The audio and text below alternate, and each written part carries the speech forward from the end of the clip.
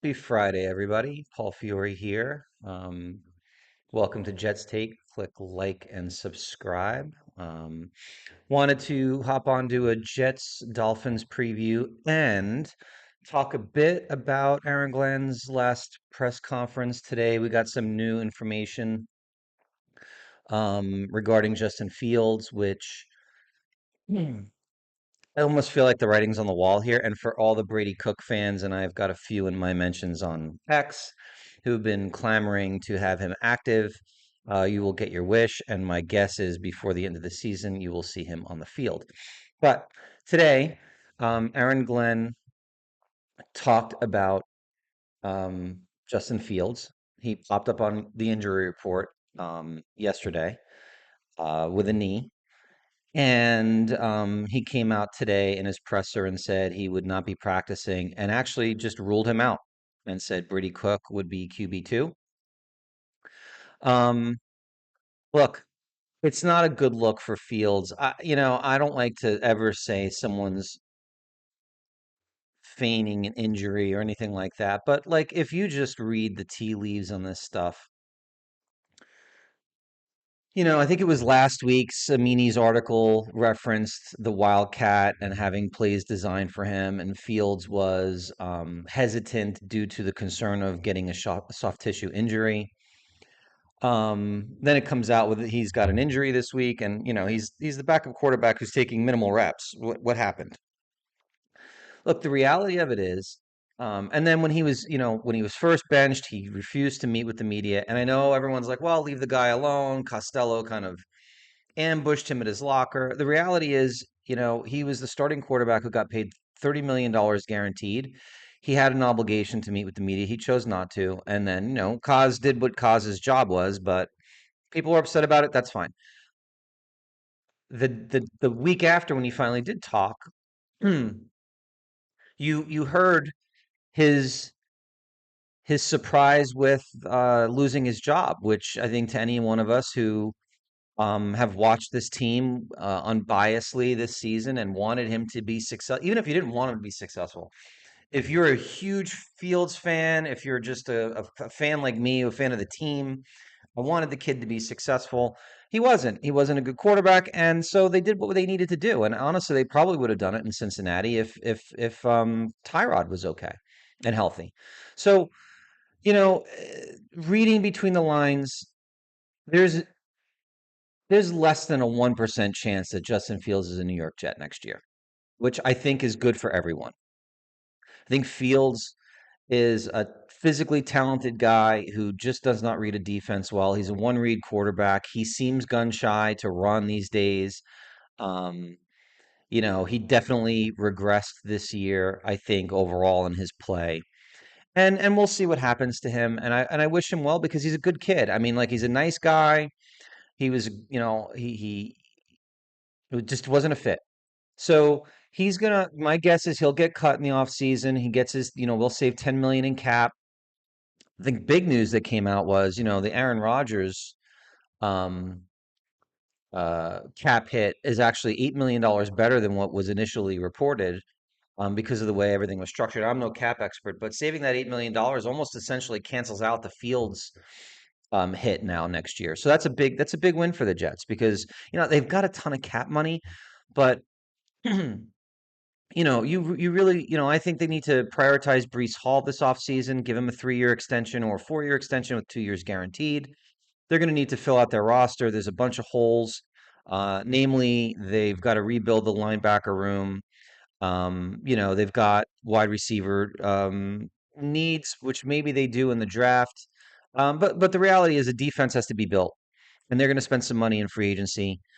So any little bit counts. I think getting that cap money back on Rodgers is a massive save when you consider that they're going to have to eat Fields. There's no way Fields comes back to this team. I think there's a much greater chance that Tyrod comes back as the bridge quarterback. If the Jets draft a QB in round one, that they plan on becoming the starter, and we won't know that for a while. So I think we just need to, pause on this and let's see how Mendoza does this weekend. Um, but other things that came out of Glenn's presser, the secondary is a bit banged up. I think Brownlee's going to be out. Um, McCreary Ball is out. So, when you think of the Jets versus Miami, something has to give this week. It's an interesting matchup from that perspective. Tua's never lost to the Jets, and Tua's never won in weather, I think it's below 40 degrees. So you have one of those streaks will end unless it's a tie. Um, the Jets have played a lot better. Playing much better football these days. So, this is a 50-50 game. Um, I see them losing the game, and there's a couple of reasons why I think that will happen, but I think it's going to be extremely close. Um, I see the reality of Miami's 5-7. They've won, I think, three in a row. They have this perception of being still in contention. I think ultimately they won't get there, but they're coming in playing for something, right?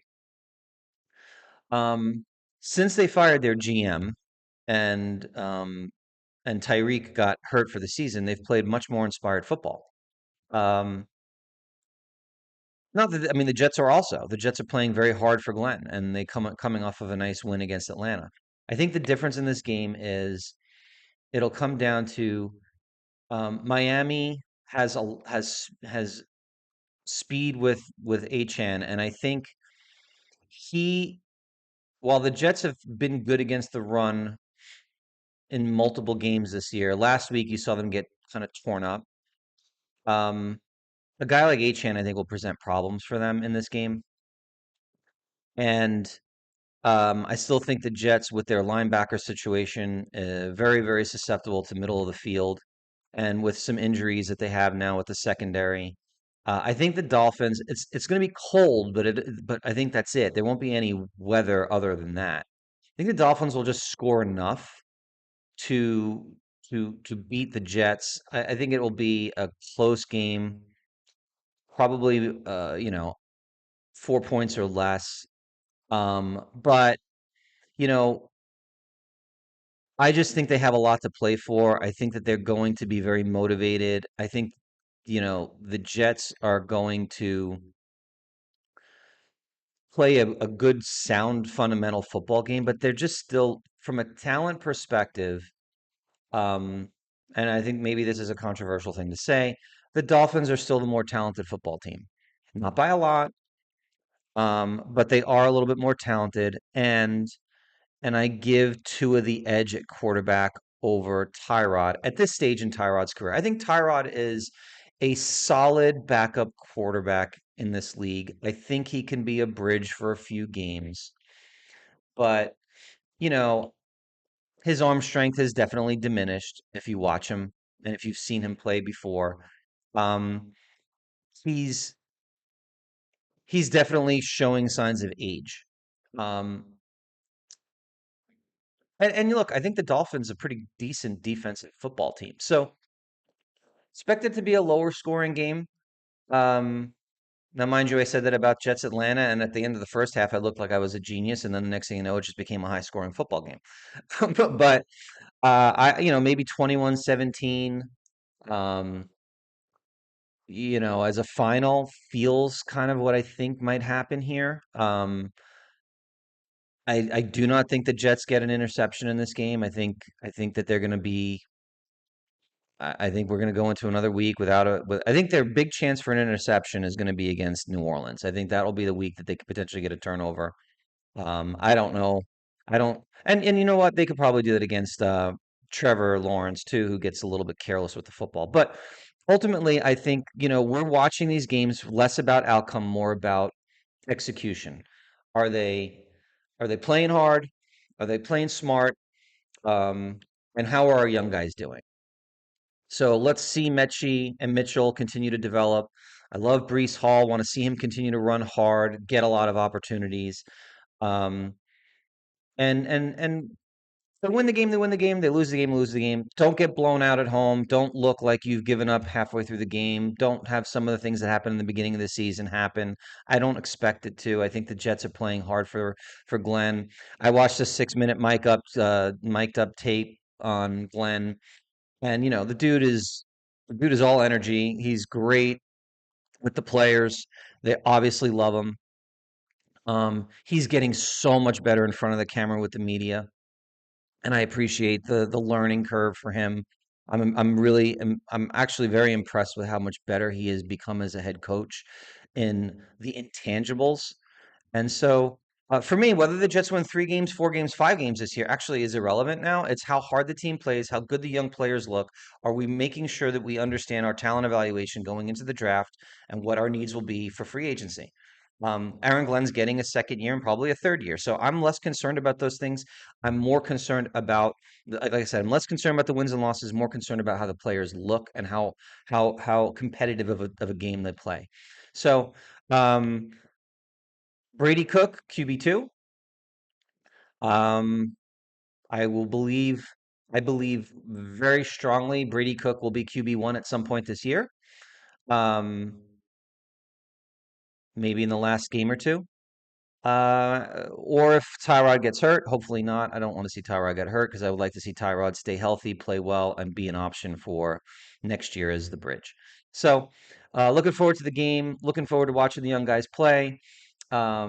Just I don't want to see Justin Fields on the field again this year. I'd love for them just to keep him at QB3. And oh, and last thing, they did touch on in the presser, and I have opinion on this. Maybe people will disagree. They asked him about Garrett, and he talked about they asked him, well, hey, will Garrett be able to play next week? And his response um, was interesting. He said, we'll see. um, which to me means he's probably going to stay out at least another week. And at that point, you'll have 4 games left in the season. A lot of people want to see AD, Mechie, and GW together. I would love it, but I don't want to risk any injury that could impact him into next year. So, unless he's 100% fully healthy, if that man has anything wrong with that knee, he needs to stay off the football field. There's absolutely no point. You can picture what the offense would look like playing Garrett probably in the slot a lot with Mitchell playing the X. Garrett was playing in the slot a lot anyway before he got hurt. I think it could be really fun. But I don't think it's going to change. I think it won't change much in evaluation. If Mechie and Mitchell continue to play well this year, they're part of the plan next year. It doesn't mean they won't draft a wide receiver. I think they still will, or sign one in free agency. But ideally, I think you draft one in free agency and save the money that you want to spend on guys like Brees and building out your defense. Um, and you might have a hole or two on your offensive line depending upon what they do at guard. So, um, lots to still pay attention to. 5 games left in the season. I'm going to predict 21-17 Miami. Wouldn't be shocked if it went the other way.